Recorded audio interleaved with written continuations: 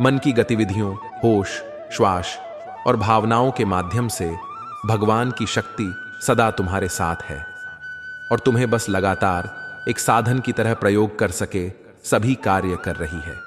तुम उसके लिए शोक करते हो जो शोक करने के योग्य नहीं है और फिर भी ज्ञान की बातें करते हो।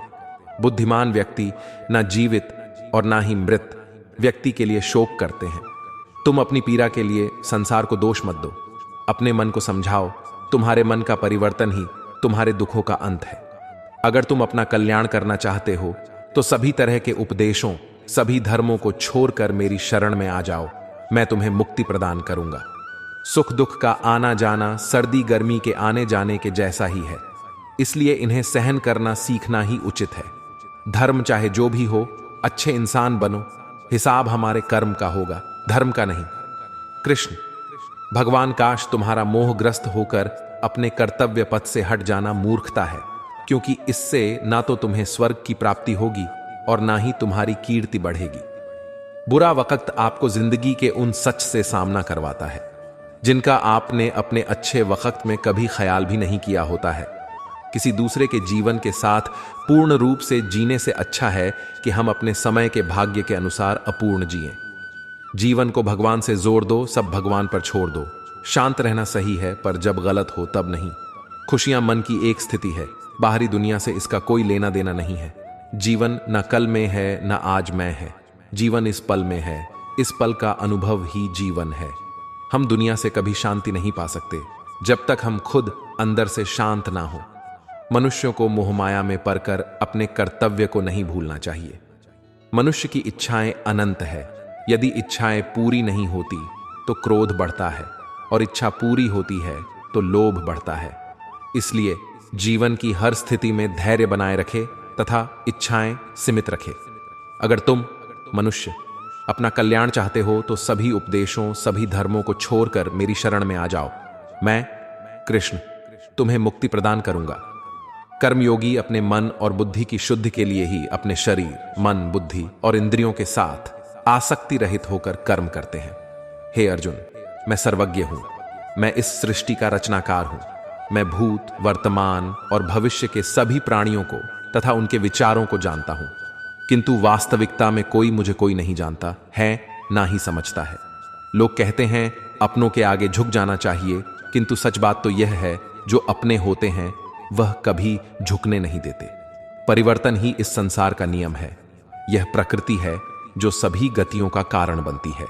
अहंकार से मोहित मूर्ख उस धारणा को धारण करता है जो कहती है मैंने किया।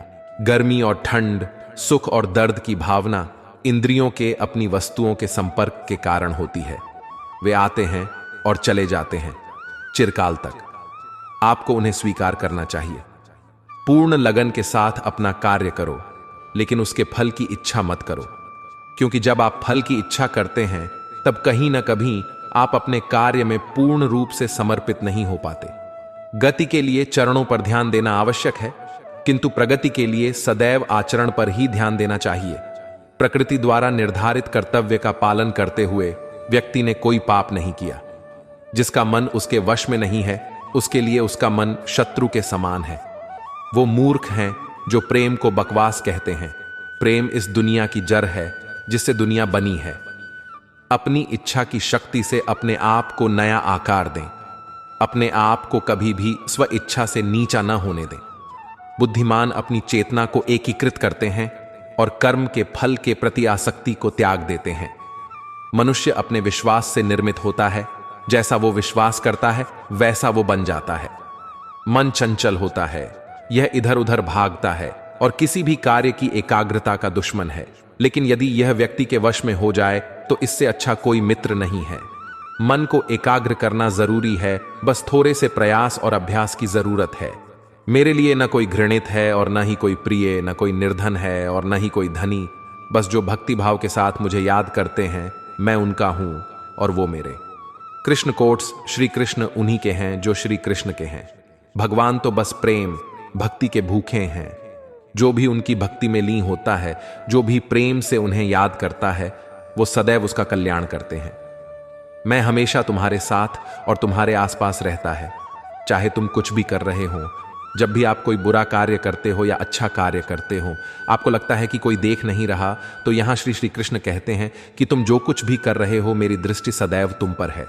इसलिए आप यह मत समझे कि आप अकेले हैं, आपके साथ श्री कृष्ण सदैव हैं। जीवन में आधे दुख इस वजह से आते हैं क्योंकि हमने उनसे आशाएं रखी जिनसे हमें नहीं रखनी चाहिए थी।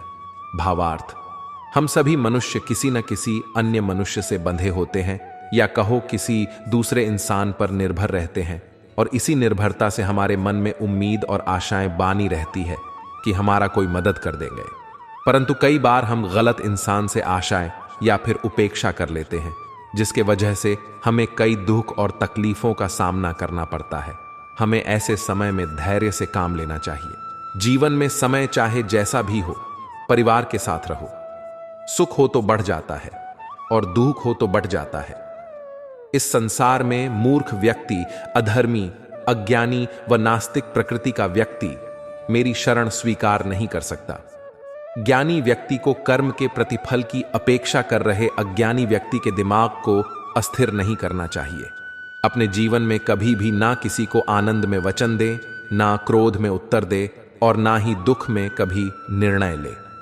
किसी और का काम पूर्णता से करने से कहीं अच्छा है कि अपना काम करें, भले ही उसे अपूर्णता से करना पड़े। मैं ही इस सृष्टि की रचना करता हूं, मैं ही इसका पालन पोषण करता हूं, और मैं ही इस सृष्टि का विनाश करता हूं।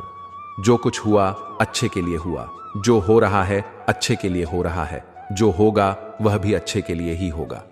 जो कुछ हुआ अच्छे के लिए हुआ, जो हो रहा है अच्छे के लिए हो रहा है, जो होगा वह भी अच्छे के लिए ही होगा। तो सकारात्मक रहो और अपना कर्म करो।